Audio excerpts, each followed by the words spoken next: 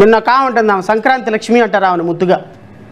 ఆ సంక్రాంతి లక్ష్మి గారు అంటున్నారు ఆవిడ ఒక ప్రమాణం తీసుకుందంట, ఇంకా తిరుమల లడ్డు గురించి మాట్లాడకూడదని. నువ్వే కాదమ్మా, తిరుమల లడ్డు మీద ప్రమాణం తీసుకుంది సీఎం చంద్రబాబు నాయుడు గారు, ప్రమాణం తీసుకున్నారు.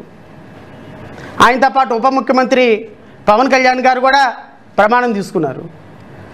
వీళ్ళతో పాటుగా మంత్రులందరూ కూడా ప్రమాణం తీసుకున్నారు తిరుమల లడ్డు గురించి ఇక మాట్లాడము అని.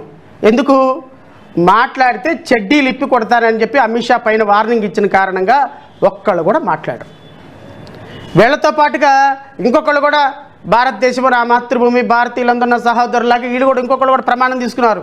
వరుసపెట్టి టీవీ5 మూర్తి, అటుపక్క ఏబిఎన్ వెంకటకృష్ణ గారు, ఇటుపక్క టీవీ5 సాంబశివరావు గారు, అటుపక్క వంశీ గారు, ఇటుపక్క లక్ష్మి గారు, అటుపక్క శ్రీనివాస్ గారు, ఇటుపక్క రమేష్ గారు, ఇట్లా గారులందరూ వచ్చి ప్రమాణం చేశారు. ఏమని? లడ్డు మీద ఇక మాట్లాడడం. ఏమి రాత్రి వెంకటేశ్వర స్వామి కల్లోకి వచ్చి లడ్డు పవిత్రం అయిపోయింది ఇంకా ఆపేయమని చెప్పారా?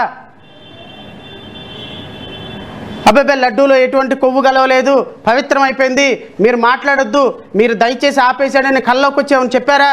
ఎందుకు ఆఫ్ చేశారు? 20 రోజుల క్రితం దండం పెట్టి చెప్పానే, సార్ వద్దు ఇంకా లడ్డు గురించి వదిలేయండి ప్లీజ్, దయచేసి మాట్లాడకండి, భక్తులు మన వాళ్ళు తప్పితండి, అబ్బాయి కుదరదు, లాగాలి. ఆ మూర్తి గారు ఆర్తనాదాలు మామూలుగా ఉంటాయా?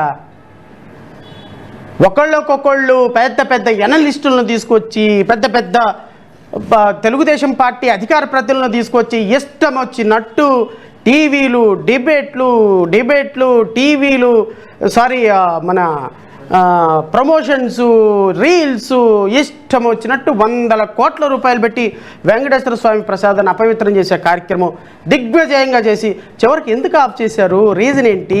రాష్ట్ర ప్రజలకు చెప్పండి. అమ్మ ఫలానా కారణాల చేత మేము మాట్లాడటం లేదు.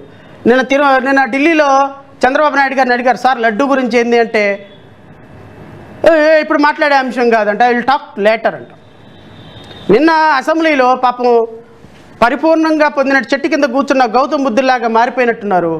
లడ్డు విషయంలో ఎంత తక్కువ మాట్లాడితే అంత వెంకటేశ్వర స్వామి ప్రతిష్టను కాపాడటానికి ప్రయత్నం చేస్తున్నారు. ఎక్కడ సార్ కాపాడటానికి ప్రయత్నం చేశారు? వెంకటేశ్వర స్వామి లడ్డూని అపవిత్రం చేయడానికి, వెంకటేశ్వర స్వామి ఈరోజు రోడ్డు మీదకి రావడానికి, వెంకటేశ్వర స్వామి ప్రసాదం ఈరోజు అపవిత్రమైందని ఆ నోట ఈ నోట ప్రపంచంలో ఉన్న కోటాను కోట్ల మంది భక్తుల్లో నానటానికి అత్యంత దుర్మార్గమైనటువంటి రచన రూపొందించింది చంద్రబాబు నాయుడు, నువ్వు కాదా? ఆ రూపకల్పనని స్క్రిప్ట్ రూపంలో తీసుకొచ్చింది ఉప ముఖ్యమంత్రి పవన్ కళ్యాణ్, నీవు కాదా? పవన్ కళ్యాణ్ తీసుకొచ్చినటువంటి స్క్రిప్ట్ని క్యారీ చేసింది నారా లోకేష్ కాదా? నారా లోకేష్ ఆధ్వర్యంలో ఐటీడీపీ మీడియా, సోషల్ మీడియా 100 కోట్ల రూపాయలతోటి డిబేట్లు పెట్టింది మీరు కాదా? ఎవరు సార్ పెట్టింది డిబేట్లు? లడ్డు అపవిత్రమైందని పెట్టింది ఎవరు సార్ డిబేట్లు? లడ్డు అపవిత్రమైందని 100 మంది ఎనలిస్టులను తీసుకొచ్చి ప్రచారం చేసింది ఎవరు సార్? 100 కోట్ల రూపాయలతో ప్రచారం ఎవరు చేసింది సార్? మేము చేశానా? లేకపోతే సాక్షి మీడియా చేసిందా? లడ్డు అపవిత్రం కాలేదని చేసింది సాక్షి మీడియా, లడ్డు అపవిత్రం కాలేదని ప్రతిపక్షాలు చేశారు. ఊరు వాడ వేసింది ఎవరు సార్? బ్యానర్లు వేసింది ఎవరు సార్? 100 కోట్ల రూపాయలతోటి బ్యానర్లు వేసి లడ్డు కల్తీ జరిగిందని చెప్పే ప్రయత్నం చేసింది ఎవరు సార్? ఎందుకు సార్ ఆల్ ఆఫ్ సడన్ మానేశారు? అంటే హెరిటేజ్ బయటకు వచ్చిందనే, హెరిటేజ్ వ్యవహారం బయటకు వచ్చిందనే. ఖచ్చితంగా సుప్రీంకోర్టులో ఖచ్చితంగా మేము కూడా ఇంప్లీడ్ అవుతాం. వైఎస్ఆర్ కాంగ్రెస్ పార్టీతో పాటుగా సుబ్బారెడ్డి గారు వేసిన పిటిషన్లో మేము కూడా ఇంప్లీడ్ అవుతాం. జేబీఎం రావు పార్టీ కూడా ఇంప్లీడ్ అవుతుంది. మేము కోరుతాం, అసలు హెరిటేజ్లో జరిగినటువంటి అవినీతి, హెరిటేజ్లో 100 కోట్ల రూపాయల హెరిటేజ్ కోసం, ఉపయోగం కోసం, హెరిటేజీకి ఆర్థిక లాభాలు చేకూర్చేదానికోసం ఈరోజు లడ్డు మీద జరిగిందనే కుట్ర కోణం కూడా బయటకు రావాలి. వీళ్ళు ఏం చేశారు? నేను రాష్ట్ర ప్రజలకు ఇప్పుడు వాస్తవాల్లోకి వస్తాను. ఈ ఆరోపణలు ఏముందండి, జడా శ్రావణ్ కుమార్ ఆరోపణలు చేస్తుంటాడు, ఇంకొకళ్ళు చేస్తుంటారు, దానికి కాదు. ఆరోపణలకి ఆధారాలు ఉండాలి. మనం మాట్లాడేది ప్రజలు మెచ్చాలి అంటే దానికి ఒక ఆధారం ఉండాలి. ఈరోజు తిరుమల లడ్డు విషయంలోని అపవిత్రం చేయడానికి ఒక కారణం ఏంటి అంటే, ఈరోజు తిరుమల లడ్డు విషయంలో అపవిత్రం చేసి వీళ్ళు నవంబర్ 2025న తిరుమల తిరుపతి దేవస్థానం వాళ్ళు ఒక టెండర్ ఇచ్చారు. ఈ టెండర్ రాష్ట్ర ప్రజలందరూ చూడాలి.